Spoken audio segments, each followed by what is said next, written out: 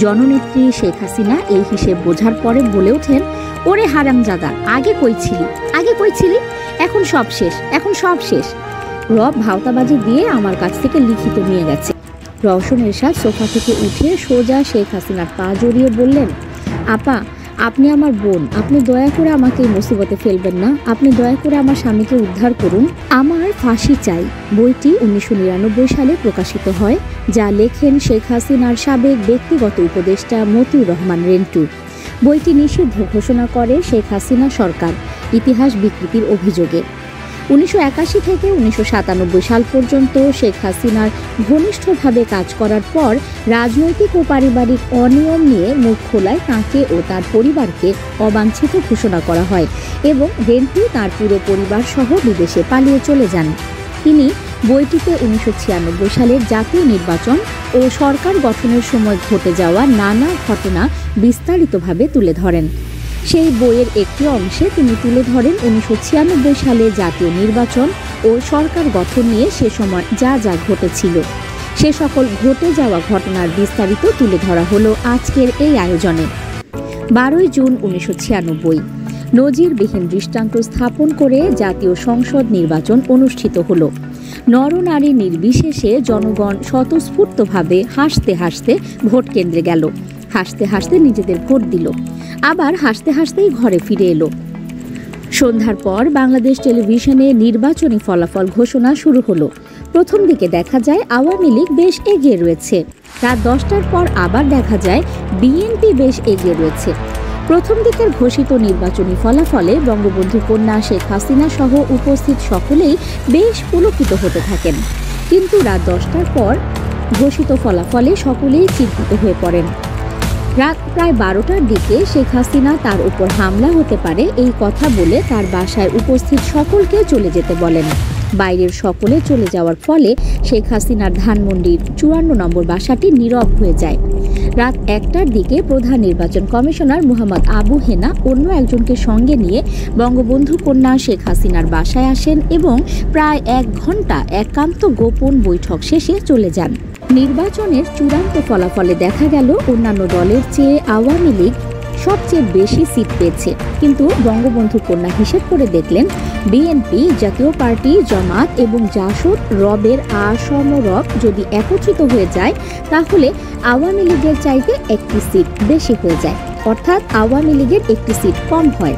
সেক্ষেত্রে আওয়ামী লীগের পরিবর্তে বিএনপি, জাতীয় পার্টি আর জাসদের আসম রব এই জোট বা সম্মিলিত দলগুলো সরকার গঠন করতে পারে এবং সংসদের সংক্ষিপ্ত 30টি মহিলা সিট অনায়াসে নিজেদের মধ্যে ভাগাভাগি করে নিতে পারে। বঙ্গবন্ধু কন্যা জননেত্রী শেখ হাসিনা এই হিসেব নিকেশের পর শুধু বলতে থাকেন, আবু হেনা প্রধান নির্বাচন কমিশনার আমার সাথে ছলনা করলো, প্রতারণা করলো, কথা রাখলো না, কথা মতো কাজ করলো না।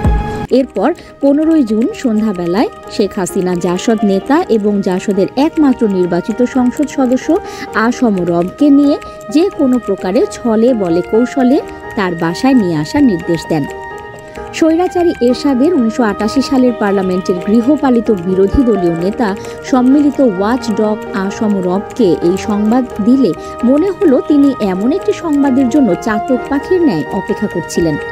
শেখ হাসিনা আমন্ত্রণ জানিয়েছেন বলার সঙ্গে সঙ্গে আসম রব এমপি বঙ্গবন্ধু কন্যা শেখ হাসিনার ধানমন্ডি 5 নম্বর রোডের 54 নম্বর বাড়িতে ছুটে চলে আসেন।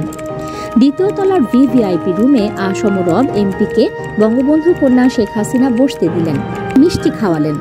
তারপর বললেন, রব ভাই, আপনারাই দেশ স্বাধীন করেছেন, বাংলাদেশ বানিয়েছেন, আপনারাই তো আমার পিতাকে শেখ মুজিবুর থেকে বঙ্গবন্ধু বানিয়েছেন, সারা বিশ্বে পরিচিতি দিয়েছেন।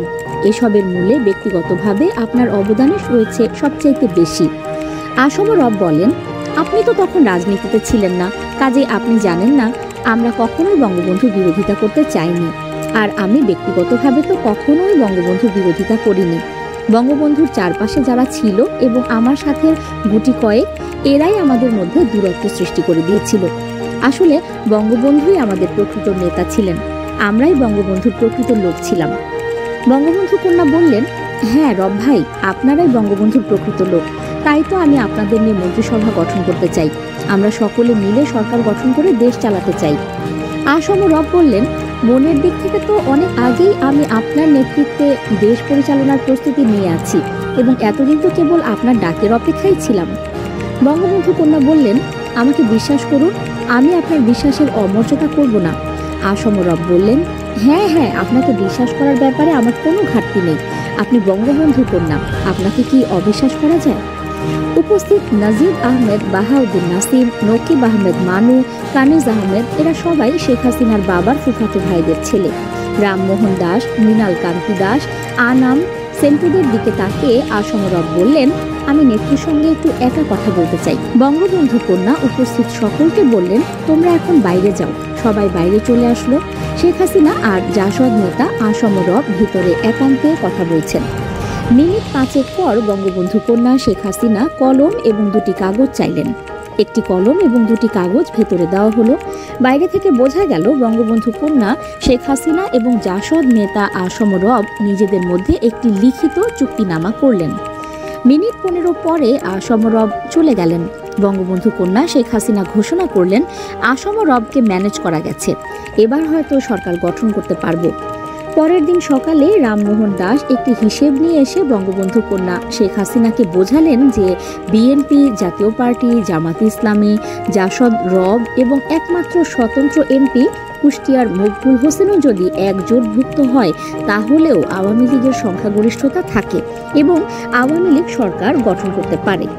কারণ একাধিক আসন থেকে বিজয়ী সংসদ সদস্যদের সংবিধান অনুযায়ী শপথ নেওয়ার পূর্বে একটি মাত্র আসন বা সিট রেখে বাকি আসন বা সিট ছেড়ে দিতে হবে এবং ছেড়ে দেওয়া সেই আসন বা সিট শূন্য ঘোষিত হবে। অর্থাৎ এক ব্যক্তি যতগুলো আসন বা সিট থেকে বিজয়ী হোক না কেন, এক ব্যক্তিকে একজন এমপি হতে হবে এবং একজন এমপি হিসেবেই ধরা হবে। সেদিক থেকে বিএনপি, জাতীয় পার্টি, জাসদ, জামাত এবং স্বতন্ত্র জোটের আসন বা সিট ছাড়তে হবে 11টি, আওয়ামী লীগের 4টি। শপথ নেওয়ার পূর্বে ছেড়ে দেওয়া আসন বাদ দিয়ে হিসেব করলে দেখা যায় আওয়ামী লীগের একারই উল্লেখিত জোটের চাইতে একটি আসন বেশি থাকে। জননেত্রী শেখ হাসিনা এই হিসেব বোঝার পরে বলে ওঠেন, ওরে হারামজাদা, আগে কই ছিলি, এখন সব শেষ, এখন সব শেষ। রব ভাওতাবাজি দিয়ে আমার কাছ থেকে লিখিত নিয়ে গেছে, এখন তো আর পাল্টানো যাবে না। হারামজাদারা আগে কি করলি, এখন কি করি? রবের কাছে আমার লিখিত আছে। এই হলো বঙ্গবন্ধু কন্যা জননেত্রী শেখ হাসিনার ঐকমত্যের সরকারের প্রকৃত উৎপত্তি এবং জাসদ নেতা আসম রব মন্ত্রী। 19 জুন 1996 সন্ধ্যা 7টায় সাবেক রাষ্ট্রপতি হোসেন মোহাম্মদ এরশাদের স্ত্রী রওশন এরশাদ বঙ্গবন্ধু কন্যা শেখ হাসিনা সাথে তার ধানমন্ডিস্থ 5 নম্বর বাড়িতে দেখা করলেন। 2য় তলায় ভিভিআইপি রুমে মুখোমুখি সোফায় বসেছেন শেখ হাসিনা আর সাবেক ফার্স্ট লেডি রওশন এরশাদ। দুজনের মাঝে 5 ফিটের মতো দূরত্ব। রওশন এরশাদ বললেন, আপা, আপনার কাছে আমার একটা অনুরোধ, আপনি জাতীয় পার্টি থেকে জিনাত মোশাররফকে মহিলা এমপি বানাবেন না। শেখ হাসিনা বললেন, এটা আপনাদের ব্যাপার, আপনারা যাকে দেবেন আমি তাকেই মহিলা এমপি বানাবো। রওশন এরশাদ বললেন, আপা, আপনি আমার বোন, আপনিও মহিলা, আপনারও স্বামী আছে, আপনি বোন হিসেবে আমার প্রতি দয়া করেন, সবই আপনার হাতে। আপনি দয়া করে আমার স্বামীকে আমার কাছে ফিরিয়ে আনতে সাহায্য করুন। ওই চরিত্র স্রষ্টা নষ্টা জিনাত মোশাররফকে দয়া করে আপনি মহিলা এমপি বানাবেন না। প্রয়োজনে আপনি জাতীয় পার্টি থেকে একটাও মহিলা এমপি বানাবেন না। বঙ্গবন্ধু কন্যা শেখ হাসিনা বললেন, না না, আমি জাতীয় পার্টিতে 2টি এবং জামাতকে 1টি মহিলা এমপি দেব। রওশন এরশাদ বললেন, তাহলে আর যাই হোক, জিনাতকে এমপি করবেন না। শেখ হাসিনা বললেন, বললাম তো এটা আপনাদের ব্যাপার। রওশন এরশাদ সোফা থেকে উঠে সোজা শেখ হাসিনার পা জড়িয়ে বললেন, আপা, আপনি আমার বোন, আপনি দয়া করে আমাকে এই মুসিবতে ফেলবেন না, আপনি দয়া করে আমার স্বামীকে উদ্ধার করুন। শেখ হাসিনা বললেন, আরে কি করছেন, ঠিক আছে, পা ছাড়ুন, আমি দেখব। রওশন এরশাদ বললেন, আপা, আপনি কথা দেন। বঙ্গবন্ধুর কন্যা শেখ হাসিনা বললেন, ঠিক আছে, জিনাতকে এমপি বানাবো না। অতঃপর রওশন এরশাদ ভিভিআইপি রুমের পশ্চিম পাশের দরজা দিয়ে বেরিয়ে সিঁড়ির ধারে যেতে না যেতেই ভিভিআইপি রুমের উত্তর দিকের দরজা দিয়ে বঙ্গবন্ধু কন্যা শেখ হাসিনা বেরিয়ে ডাইনিং রুমে এসে নাচতে লাগলেন আর বলতে লাগলেন, কাউরে ছাড়ুন না, লাগাইয়া দিন, কাউরে ছাড়ুন না, জিনাত মোশাররফকে এমপি বানাবই। নিউজ ডেস্ক সংযুক্ত।